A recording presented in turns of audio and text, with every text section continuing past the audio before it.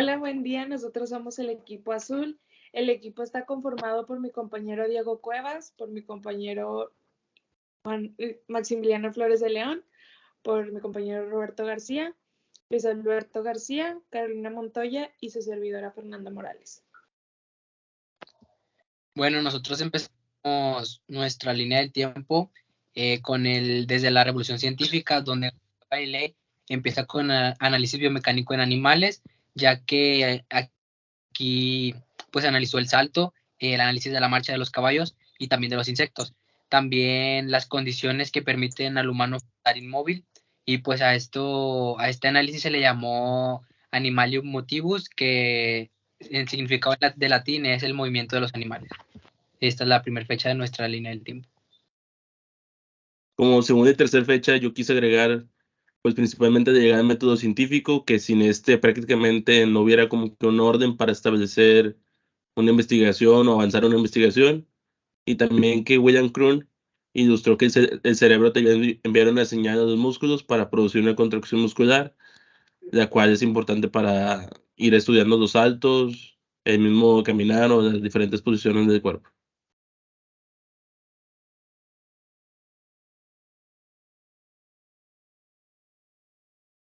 Bueno, como cuarta fecha, pues es en la época de la Ilustración de 1730 a 1800, que en ese entonces el concepto de fuerza no estaba muy claro en ese tiempo.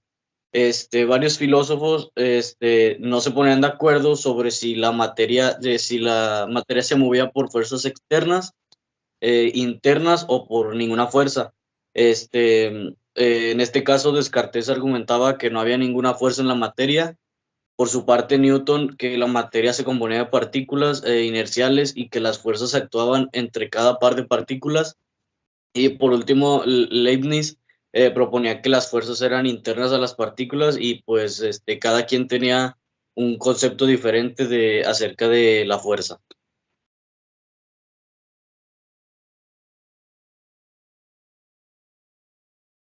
Seguimos en la época de la Ilustración y ahora nos vamos con Valgevin, quien él fue el primero en diferenciar entre la estructura y la función del músculo estriado y el músculo liso. En esta misma época hablaremos acerca de James Cale, quien él fue el que calculó las fibras presentes en cada músculo y la cantidad de tensión por fibra que se requiere para levantar un peso.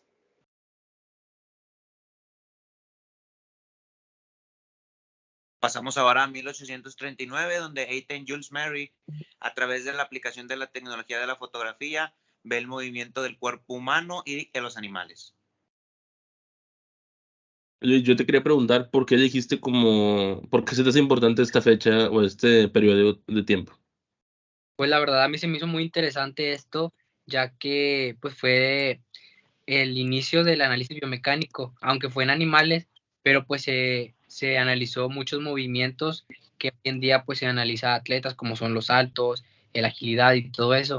Y en ese entonces Galileo Galilei empezó a analizar a animales como caballos y algunos insectos, y la verdad se me hizo muy interesante porque fue un gran avance para lo que hoy en día es la biomecánica. Yo tengo una pregunta para todos.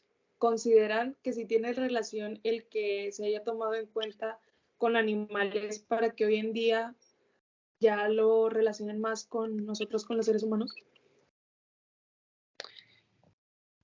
Pues sí, ¿no? O sea, sí, porque fue como que un preámbulo para todo, pero para relacionarlo con el humano no, porque pues obviamente tienen o sea, muy diferentes cuerpos. Por decir, las ranas no tienen nada que ver, bueno, en mi opinión, no tiene nada que ver con el salto de un humano, pero pues sí fue como que un buen principio para ir avanzando. Pues igual el movimiento de los animales obviamente pues es muy diferente al de los humanos. El caminar, el correr, el saltar y todo eso. Como el movimiento del caballo, que cuando va en su carrera, las cuatro patas las tienen en el aire y nosotros no. Entonces es un avance, ¿cómo se llama? ¿Cómo lo puedo decir? Es un avance interesante el analizar el movimiento del animal, porque pues es muy diferente al del humano. Entonces yo creo que sí hay una cierta comparativa, pero también es interesante la parte del animal.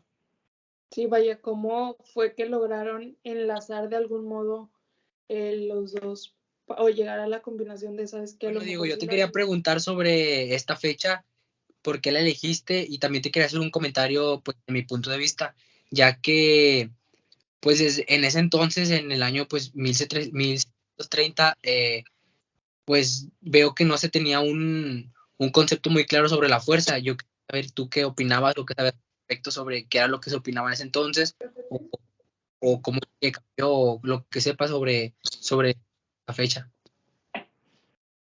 Pues principalmente la elección fue porque, como tú dices, en ese entonces no se tenía claro qué era la fuerza, o sea, cómo se generaba o qué la hacía.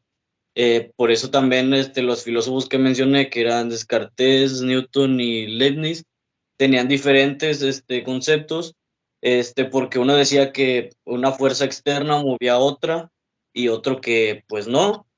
Entonces, finalmente, pues creo que se pudo concluir que una fuerza externa, pues sí mueve a otra y que sin una externa, pues no se podía, producir un movimiento. Ah, ok, gracias. Diego, yo tengo otra pregunta para ti. A ver. Ya ves que, no sé si te acuerdas que comenté que llegó el método científico y que también ilustraron cómo el cerebro enviaba una señal a los músculos que movería posteriormente el músculo mediante la contracción. ¿Tú crees que se relaciona esto con tu fecha, con el concepto de fuerza y que se fue aclarando conforme el paso del tiempo? Pues yo digo que sí, porque al final de cuentas es fuerza interna que produce la contracción de músculos. Para, no sé, por ejemplo, abrir y cerrar la mano es una contracción que la produce una fuerza desde, pues como un instinto del cerebro. 1920, desarrolló un amplio tratado dedicado a la mecánica corporal, orientando sus estudios hacia el mundo del trabajo. Más que nada, él realizó un libro llamado The Human Motor, donde básicamente él realiza un análisis de la actividad muscular, la fatiga física y los efectos pues que tiene sobre la actividad muscular. Esto se le pudo considerar el primer tratado de ergonomía. Huxley, 1924. Bueno, él básicamente pues estudió físicas en Cambridge, trabajó en de la Segunda Guerra Mundial, y pues sus conocimientos de física a la fisiología muscular, obteniendo un gran prestigio a la raíz de su modelo de filamiento deslizante. Dentro de él, su interés social fue por el deporte. Publicó un análisis del movimiento y la biomecánica aplicada a la actividad física deportiva durante la década de los 50. Hizo que las investigaciones se extendieran a otros aspectos relacionados con la actividad física, como el equipamiento deportivo y el rendimiento deportivo, esto en el año 1980, más que nada, pues sus análisis de las técnicas deportivas fueron aplicadas en muchos aspectos, en muchos lugares. Y él también publicó un libro que se llama Scientific Principles of Coaching. Este es el primer libro considerado de la mecánica aplicada al deporte, con una estructura adecuada para la enseñanza de la biomecánica deportiva de esa época.